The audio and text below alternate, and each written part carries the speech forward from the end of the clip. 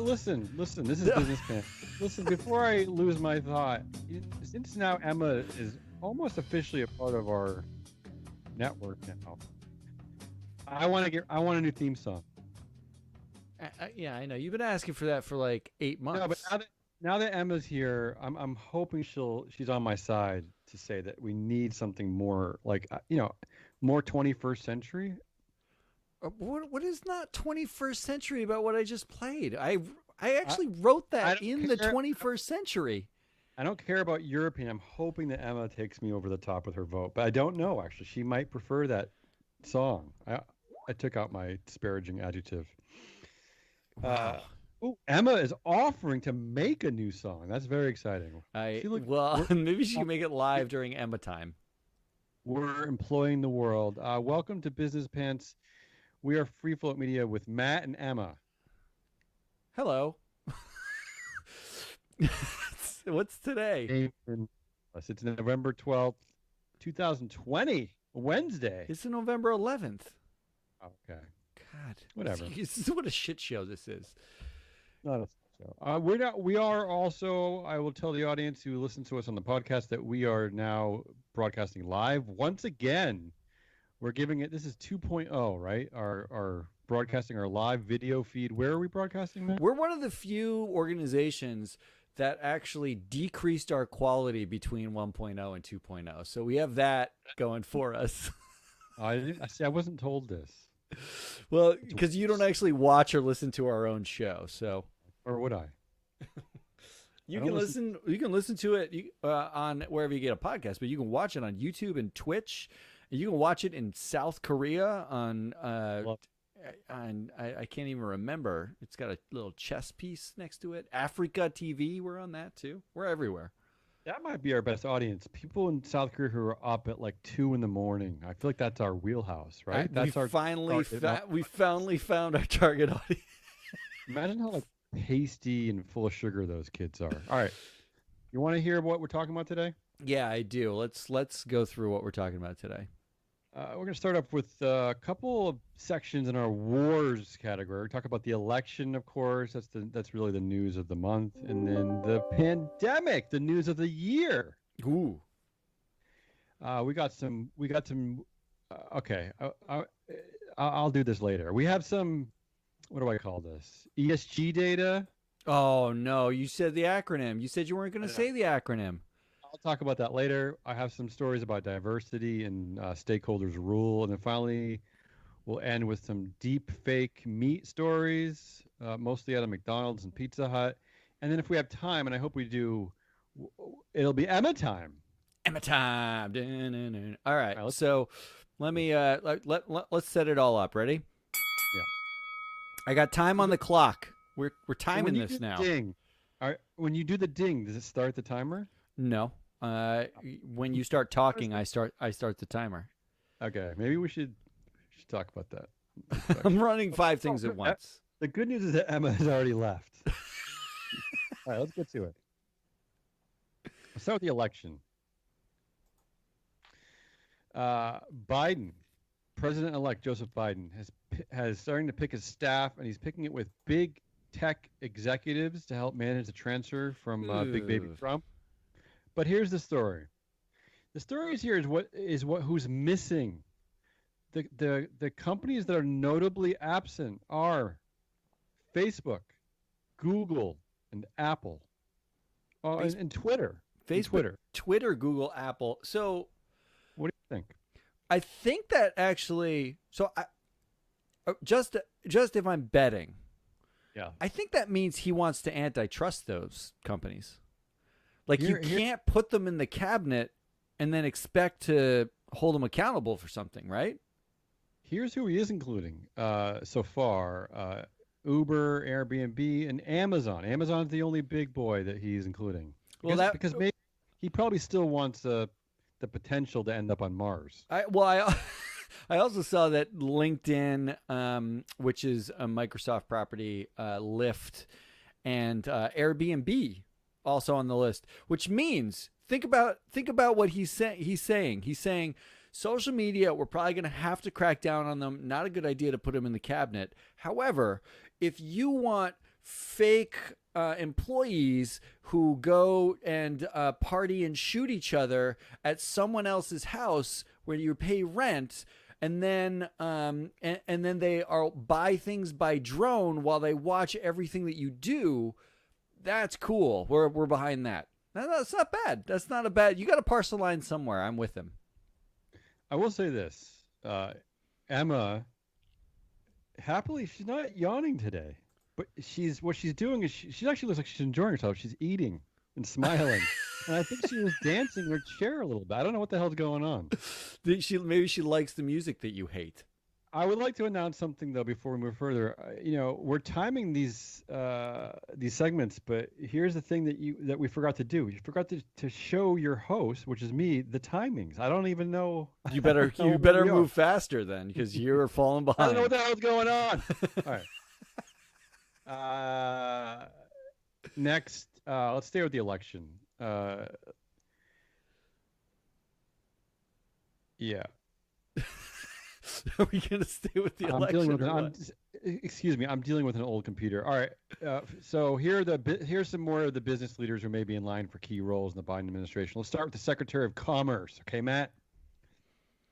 Not that I really know what that is. They have Secretary of Commerce and Secretary of Treasury, and there's not a chance I could describe the difference there. But here are the people in line for the Secretary of Commerce. And I will say this: of the three people listed, one is from 2020's biggest failure of a company, and all three are women. Hey, just stop talking. Okay. First, we got Ginny Rometty, the former CEO at IBM, current executive chair there. We have Meg Whitman, former CEO at Hewlett Packard, who most notably just failed miserably at Quibi. And then Indra Nooyi, the former CEO at Pepsi. So if Indra Nooyi doesn't win it, that would be a shocker. We're playing fantasy Secretary of Commerce, I'm drafting Indra Nooyi 1. There's no doubt. And she currently serves on the board of Amazon, so there's another overlap there. Well, there's a lot of overlaps, mostly because every one of them is represented on the Business Roundtable, or have been. And Quibi? Yeah. What the hell?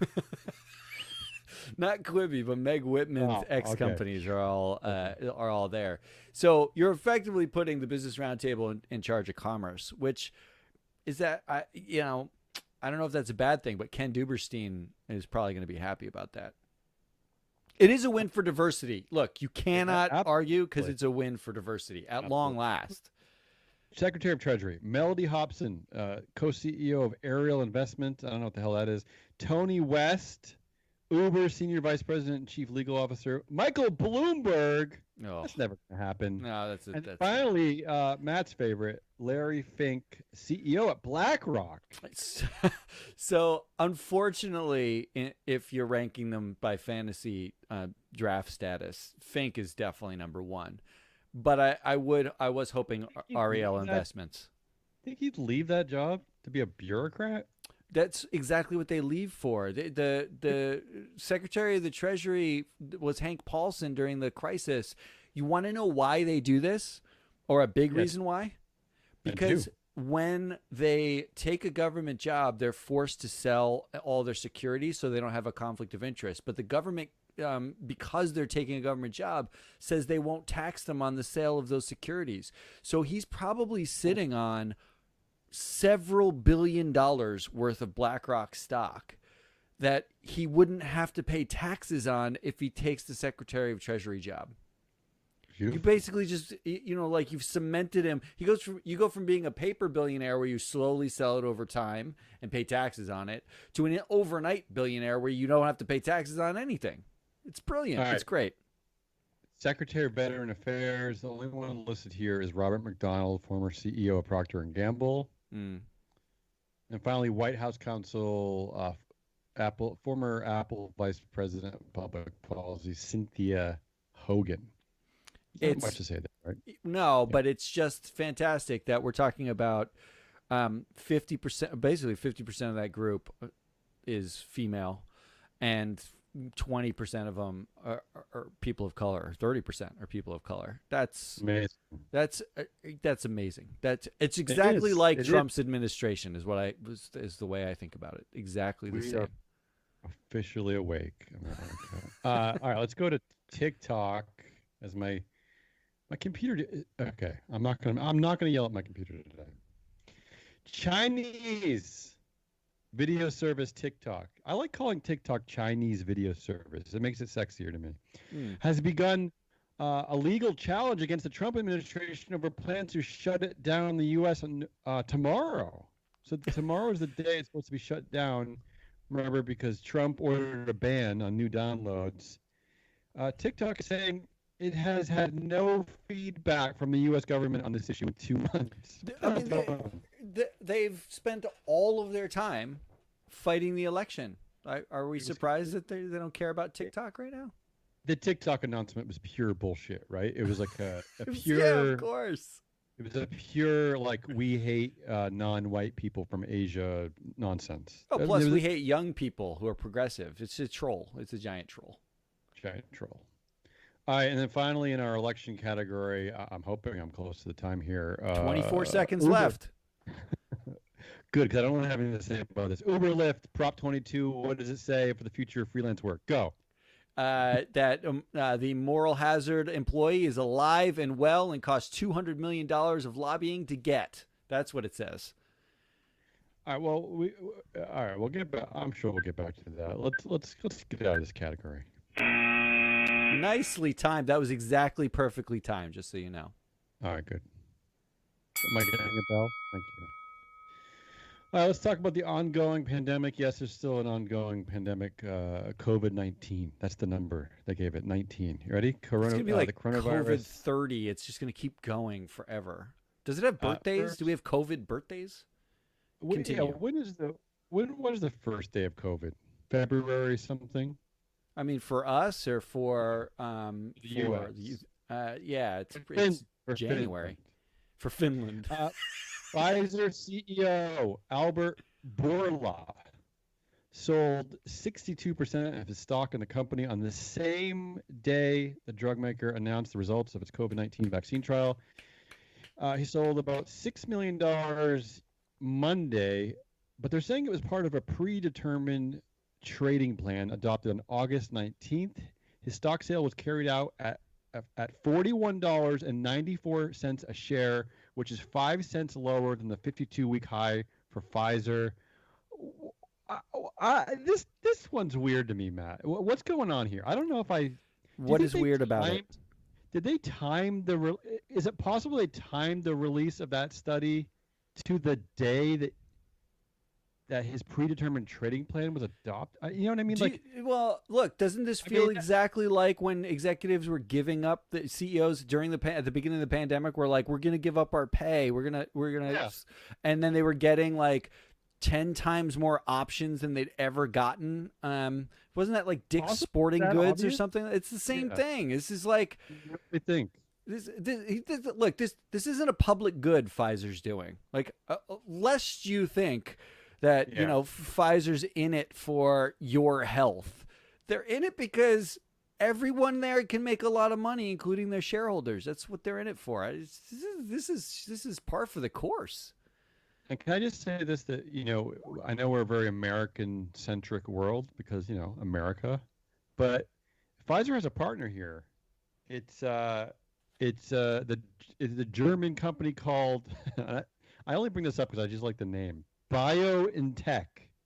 Yeah, it's a weird. It's kind of like it's like Toys R Us, but it's the N apostrophe. Yeah, BioNTech. What the hell is that? What's wrong with you Germans? And then let's stay at the coronavirus and talk about cruise bookings. So on news of so when Pfizer announced the vaccine news, right? It drove a spike in the stock market for cruise lines. They all surged 30% as people jumped to book cruises. I mean, there was no plan announced of when the vaccine would be available and to whom and where. And people immediately went and booked cruises. What the hell is going on? It's What is that? I don't get that. Aunt Maud sitting around hearing news that there's a vaccine. Finally, we can book that cruise. We can finally do it. I have the vaccine. The presence of a vaccine does not make me want to go on a floating germ factory any more than the absence of the vaccine did. It's exactly the same to me. And this is an entire industry that just kind of needs to be shut down. But let me tell you what I really think about it. All right. Speaking of shutting it down, let's jump out of that category. How do we do? 18 seconds left. You are well on time. It's almost like this is our job. It's almost like we know what we're doing. Don't worry. We don't. Let's move on. Okay, here we go, everybody. I'm officially killing the acronym. I've decided after months of pretending like we were going to. Matt even, delivered a nice little speech about it at some conference. Where were you? Like I've been talking to clients about it. I've been talking at conferences about it. Yeah. Tell clients we're going to kill the acronym. Blah blah blah blah blah. I'm killing it for at least in the world of free float media. It's dead. I'm no longer. This is the last time I'm going to say ESG. Is it? I hope. I am now calling it woke data. Okay? Woo! Woke data. All right, woke data. Here we go. Two stories in two categories in woke data today. First, diversity and stakeholders rule, and it's all positive news, really. Let's talk about it. Yeah, make me feel good. First off, how about this one? This one is striking because the corporate world can't seem to do anything about it. But here we go. The CBS reality shows have figured it out. You ready? CBS reality shows must now have 50% non-white casts. On Monday, CBS introduced an initiative that requires these shows to ensure that 50% of their casts are Black, Indigenous, or people of color. There you go. That easy. Done. Wow. Done. It's the reality show. It's the Rooney Rule for reality. Yeah. Wow. So Business Roundtable, I know you're listening. Yeah, I suspect you are. You see, you can do stuff just by doing it. See how this works? Well, thank God. Just come up with bullshit PR announcements about how you want to save the world. You can actually just do something. Whoa. Dial it back there. Thank God the Secretary of Commerce is likely to be a direct rep from the Business Roundtable. And maybe the Secretary of Treasury. Larry Fink is the godfather of the Business Roundtable at this point. Him and Jamie Dimon kneeling their way through the universe. So CBS, nicely done. Very, very simple. Now, if only you could do that for your non-reality shows, that would also be great. Oh, it's a bit too much. And who would watch non-reality CBS shows? Is there a non-reality CBS show that's on television now? I wouldn't want to be a part of it. Let's go. Move on. Another win for diversity. UPS, the United Parcel Service, is relaxing its rules on employee appearance. Ooh. Lifting a long-standing ban on facial hair. The company said that the changes also include eliminating gender-specific rules, saying that the new guidelines are part of an effort to celebrate diversity rather than corporate restrictions. Hairstyles such as afros and braids will now be allowed as UPS tackles blah, blah, blah. What exactly, if you're African American and your hair is your hair, and you can't do a braid and you can't have an afro, and that's kind of the two states of your hair that are really possible, what does that really leave you with if you wanted to work at UPS in the first place? It leaves you like a horrible feeling of emptiness and a feeling that is horribly racist. What the hell? What the hell was that? How long has that been going on? I know. I find that shocking. UPS also says that piercings are now allowed, but should be limited to earrings and small facial ones. Oh, well. And must be businesslike. Wait, is that actually in the policy? Dollar sign? Like, what is that? Like a what? And what does that mean, small facial ones? Like, what if you have a really small face? I mean, What are they if, proportional to your face? what if I got a tattoo of a UPS invoice on the side of my face? Is that business-like enough? Like, how does that Very. work? Uh, oh, Emma's already volunteered to get her first free float piercing, which I definitely support. And before you get too excited, tattoos. Despite being 2020, where even my cat is tattooed, tattoos should still be covered up. Oh, wah, wah. Well, That doesn't feel too much for UPS. can you cover it with the piercing? Because is that possible? That's a great question. Just looking for the loophole here. At least you can cover it with your afro. Can you grow an afro like on your wrist? Oh, I hope so. Okay, so another win for diversity there. Let's go over to stakeholders rule. Some more data. You belled me, but it's a little inappropriate, but I'll accept it. Well, you don't have a choice because I control everything. Here's a good one. Whole Foods. This is like the biggest win for stakeholders ever. Whole Foods and Progressive Insurance have teamed up to create a turkey insurance plan. Wait. What? Yeah. What? The first 1,000 people who make a turkey cooking mishap can claim and receive a $35 Whole Foods gift card. Is there a premium on that? You actually go to a Whole Foods, you buy a turkey, and for like $1 a month, you get the turkey protection plan? Here's the thing. It's only for the first 1,000 people. It's only if you bought a Whole Foods branded turkey between November 11th and 22nd, and the claim needs to be made between November 26th and November 27th. I tell you, though, you have to hand it to Amazon. They are one step ahead of everything. Yeah, that's a huge $35,000 handout they're giving. It's massive. Finally, in stakeholders rule, this one I actually like. Deutsche Bank, they actually come up with a good idea. They're saying that working from home should be taxed to help support people on low income who cannot do their jobs remotely. People choosing to work from home despite their company providing a permanent desk should pay the tax at 5% of their salary. Like that one? Privilege tax.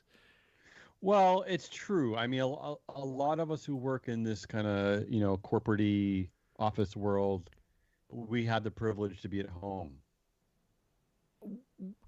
Yeah, that is true. But they're taxing people who choose to work from home in the middle of a pandemic, or it's people who choose to work from home who have a desk that they can go to. I don't know. Damien, just so you know, your live image for a second there just turned into a turkey. Sorry. I don't know what happened to your video. It's completely fine. Look, I'm running on an old computer for the next 2 weeks, so it's gonna be a lot of fun going on. Apparently. Let's just move forward, all right? I think as everything falls apart, let's just try to wrap up the show. That's that sounds so sad. Yeah. That makes it sad. I know, but I don't want the show to be sad.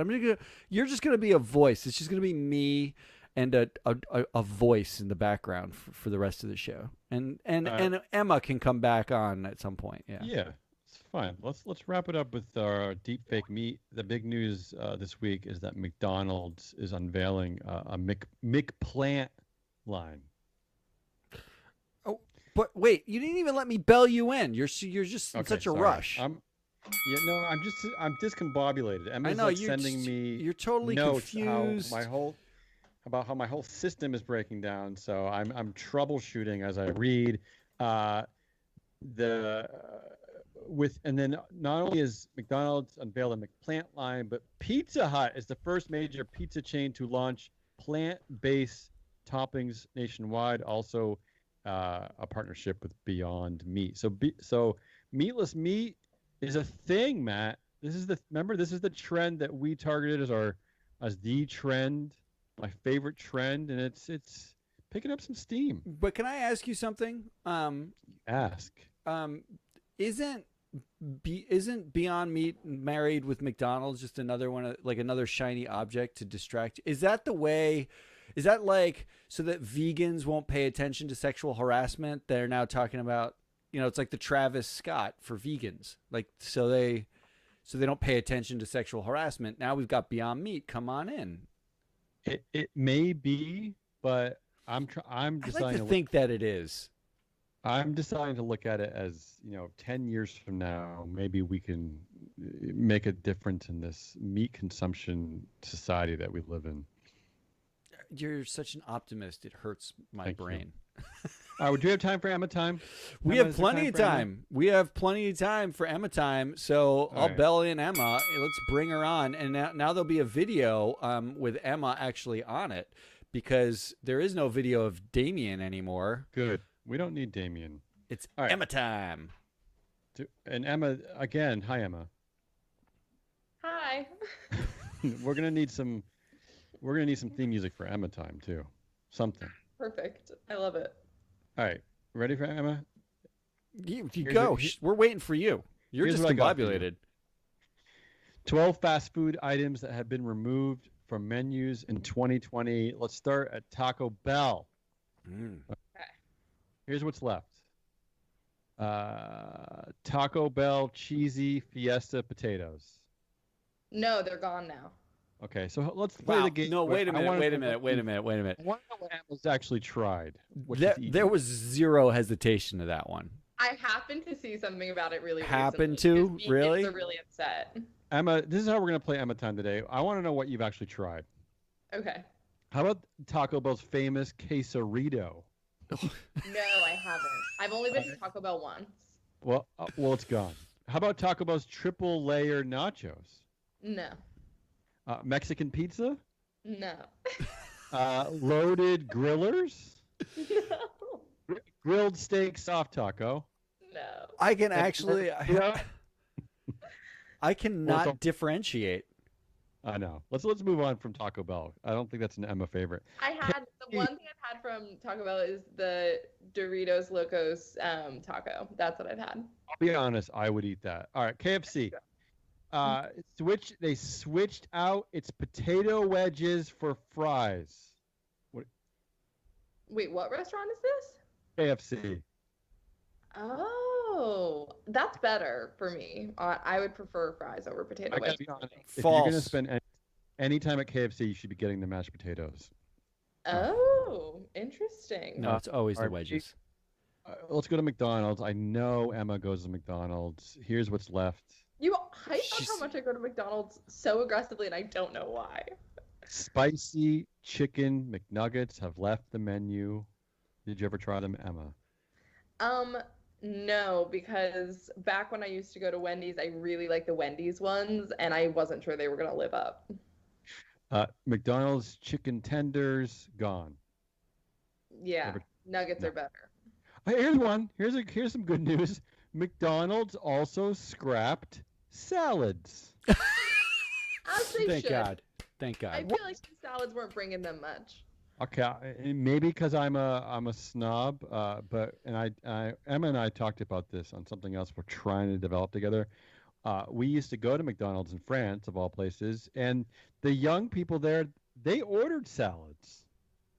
Maybe that's a French thing. Not for me. Okay. If I'm going to McDonald's, it's nuggets and fries. I'm sorry.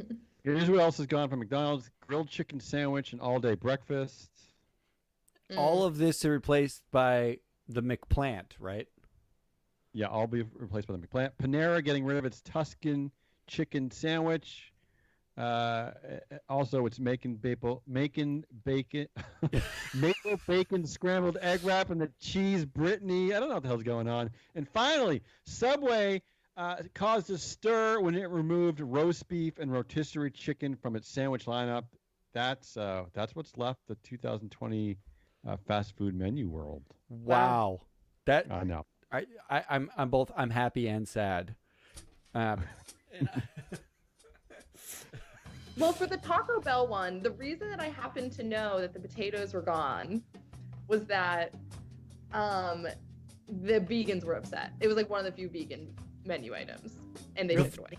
The vegans, like the monoculture of vegans, were upset about Taco Bell. Vegans Yeah. actually believe that it was fried in a vegan oil. They really bought that. No, there's no way. Theoretically, yeah. There's My brother's a no vegan. way. There's no way he would ever touch that stuff. He's not that stupid. Not that stupid. We're calling all the that's it. vegans fake. That was Damian Rollis. I'm Matt Muscardi. And that was Emma Damakosh, our associate producer. If you like what you heard, please subscribe and share. And I know Damian was a figment of your imagination for the second half of the show. He's just a voice in the air, but he will be back. And there'll be more of us back live on YouTube and Twitch and everywhere you can get videos too. We will be back at you tomorrow and Friday because we never stop. Thanks, Damian. Thanks, Emma.